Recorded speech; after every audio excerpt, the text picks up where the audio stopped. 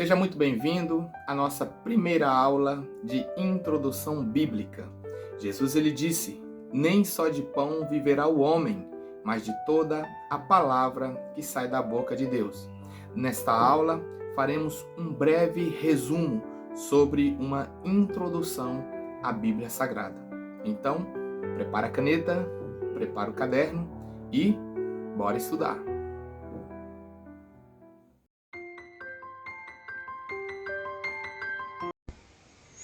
Você sabe quantas vezes a palavra Bíblia ela é encontrada na nossa Bíblia Sagrada?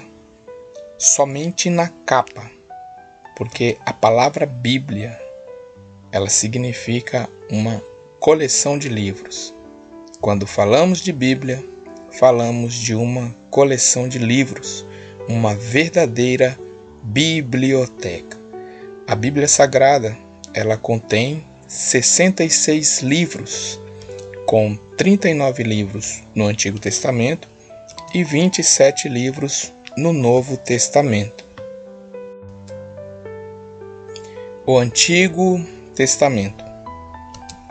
O Antigo Testamento ele é dividido em 5 partes: o Pentateuco, os livros históricos, os livros poéticos, os profetas maiores e os profetas menores. O Pentateuco ele contém 5 livros: o livro de Gênesis, Êxodo, Levítico, Números e Deuteronômio.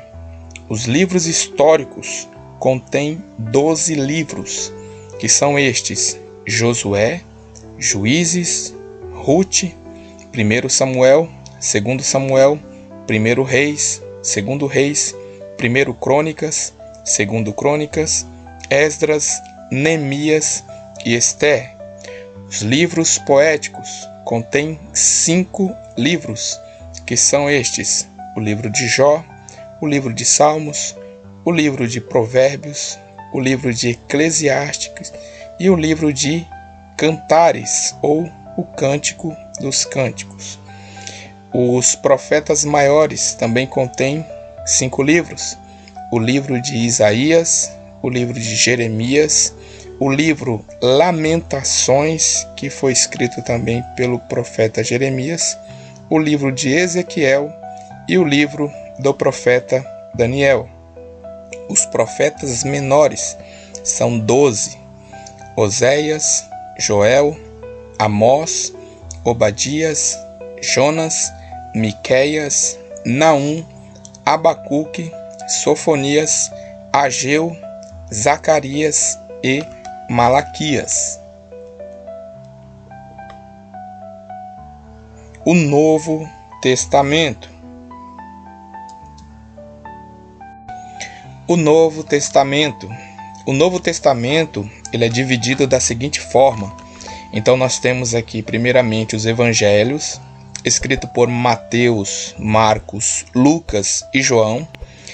Mateus, Marcos e Lucas são considerados evangelhos sinóticos, porque são muito semelhantes, diferente um pouco do Evangelho de João, onde João ele narra alguns eventos que não estão registrados em Mateus, Marcos e Lucas. Por exemplo, o ensinamento que Jesus ele dá a Nicodemos, a mulher samaritana, a ressurreição de Lázaro. Louvado seja Deus. Então, João ele prioriza muito o ensinamento de Jesus. Logo após, nós temos o único livro histórico do Novo Testamento, é o livro de Atos dos Apóstolos, também conhecido como Atos do Espírito Santo. Logo a seguir, nós temos as epístolas do apóstolo Paulo, que são 13, Romanos, 1 Coríntios, 2 Coríntios, Gálatas, Efésios, Filipenses, Colossenses, 1 Tessalonicenses, 2 Tessalonicenses, 1 Timóteo, 2 Timóteo, Tito e Filemon. Logo a seguir nós temos as epístolas gerais, que são Hebreus, Tiago, 1 Pedro, 2 Pedro, 1 João, 2 João, 3 João e Judas. Estas são as epístolas gerais, 8 epístolas gerais.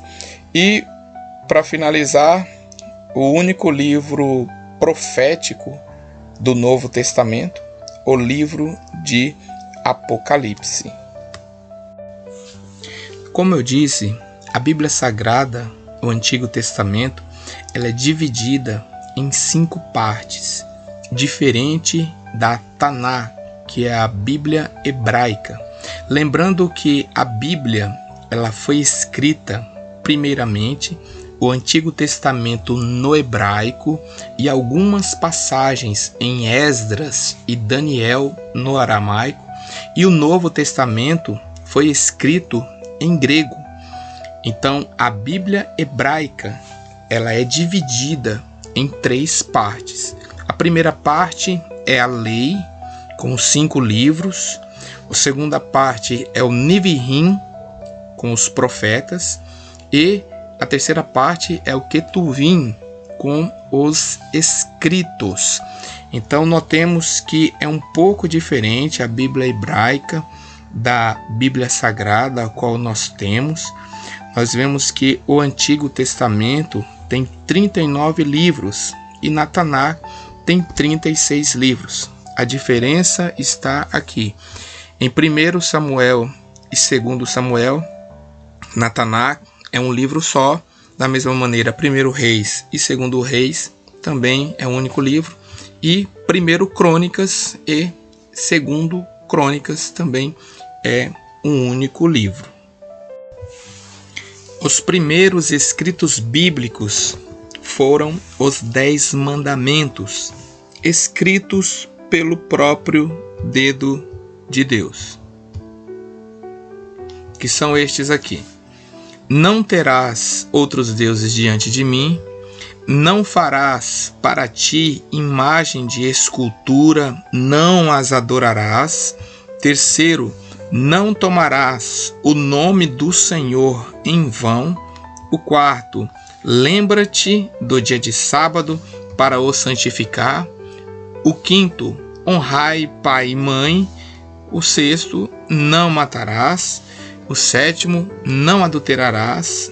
O oitavo, não furtarás. O nono, não dirás falso testemunho. E o 10º, não cobiçarás. Louvado seja Deus. Então, estes são os 10 mandamentos escritos em pedra. Foram os primeiros escritos bíblicos, escritos pelo próprio dedo de Deus. Logo na sequência, nós temos aqui a planta papiro. Essa planta aqui, ela crescia às margens do rio Nilo. E depois de finalizado, ela estava dessa maneira aqui. Então, primeiramente em pedras, depois em papiro, que é uma planta aquática, e depois vieram os rolos de pergaminho, que eram feitos com couro de animais limpos. Depois que finalizava o processo, ele estava dessa maneira aqui. Então, primeiramente em pedras, depois em papiro e depois com couros de animal, que são os rolos de pergaminho. Você já ouviu falar sobre registros orais inspirados? Vamos lá. A Bíblia, como livro escrito, aparece tardiamente na história, porém, como livro oral, é muito antigo. Oral foi a forma muito usada pelos israelitas nos seus primeiros séculos de existência como nação. A palavra era muito significativa e se tornara posteriormente o que chamamos de livro hoje. Com Moisés se inicia na lei escrita, como nós vimos, os 10 mandamentos. Porém, a oral, que já existia, continuou ainda no tempo de Moisés. Antes de Moisés, não existia registro de livros inspirados e sim registros orais inspirados. Com isso, queremos dizer que existiram homens ungidos por Deus, homens que tinham mandado de acordo com a sua vontade. Exemplo destes foram Enoque, Noé, Abraão, Jacó e etc. Então, antes destes livros serem escritos, o Senhor já falava com estes homens, como foi citado, Enoque, Noé, Abraão. Louvado seja Deus. Deus falava com eles, Deus lhes dava ordens. Quando o Senhor Deus disse a Noé para construir uma arca, quando Deus fala com Abraão, chama Abraão para sair da tua terra, do meio da tua parentela, para a terra que o Senhor lhe mostraria, isso são considerados registros orais inspirados.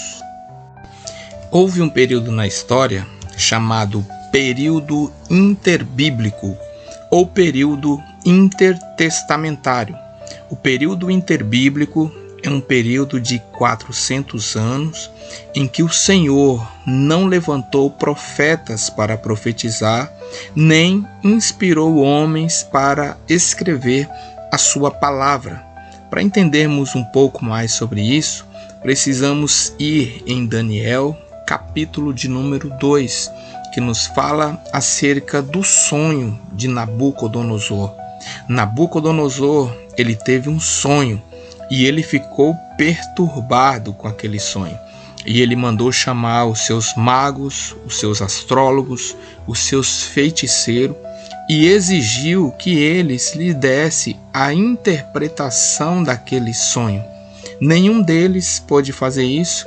Então veio Daniel à presença do rei Nabucodonosor e disse: respondeu Daniel na presença do rei, dizendo: o segredo que o rei requer, nem sábios, nem astrólogos, nem magos, nem adivinhos o podem declarar ao rei.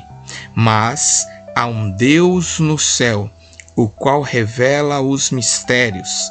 Ele, pois, fez saber ao rei Nabucodonosor o que há de acontecer nos últimos dias. Daniel, capítulo de número 2.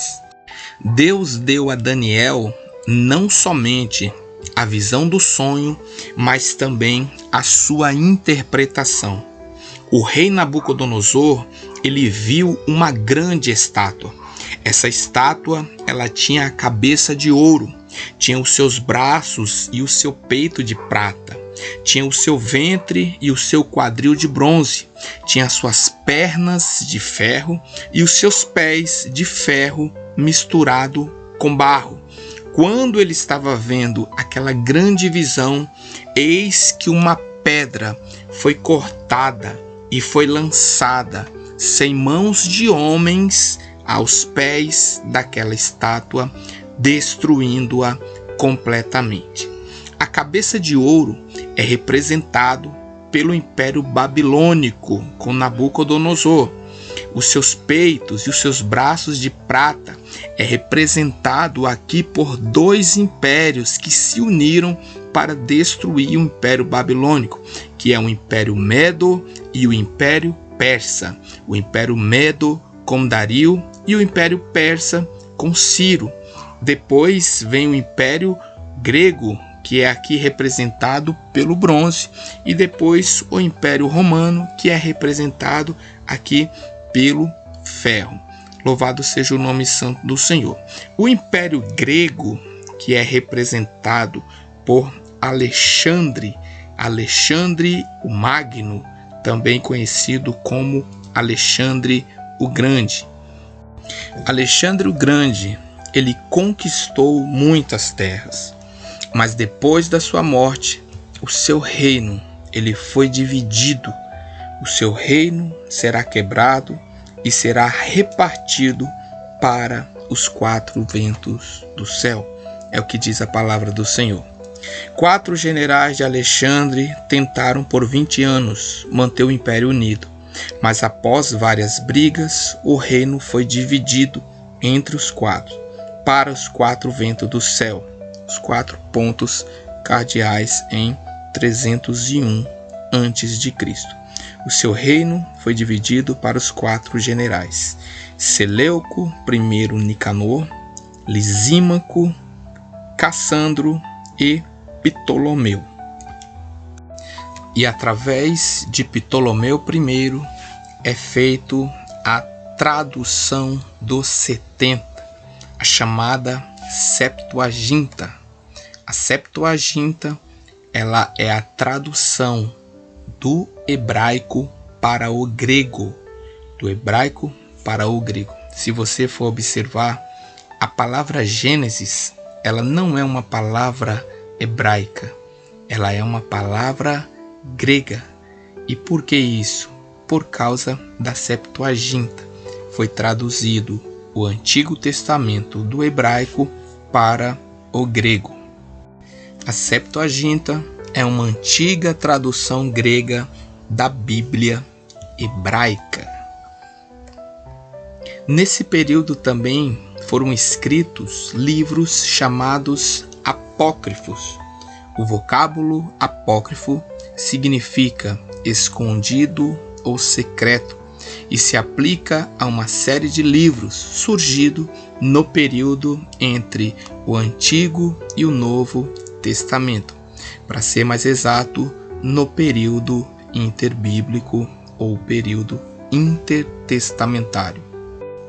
Estes livros escritos no período intertestamentário, eles não foram incluídos na Bíblia Sagrada, porque pelo fato de haverem sido escritos em um período em que Deus não falou, um período de silêncio, um período que Deus não levantou profetas para pregar a sua palavra, para exortar o povo, entende-se pela grande parte dos historiadores que estes livros não são considerados divinos, não entram no cânon da Bíblia Sagrada.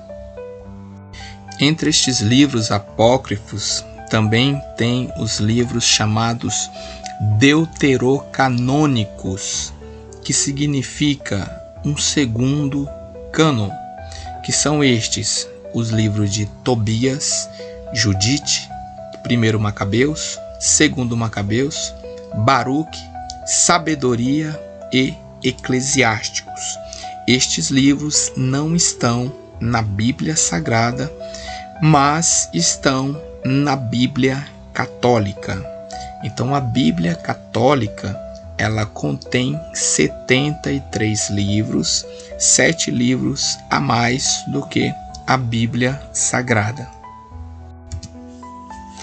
Perceba que estes livros aqui, Tobias, Judite, 1 Macabeus, 2 Macabeus, Baruque, Eclesiástico e Sabedoria, eles estão na Bíblia Católica, mas não fazem parte da Bíblia Protestante, a Bíblia Sagrada. Com o passar do tempo, agora a Bíblia ela tem uma nova tradução, a Vulgata Latina.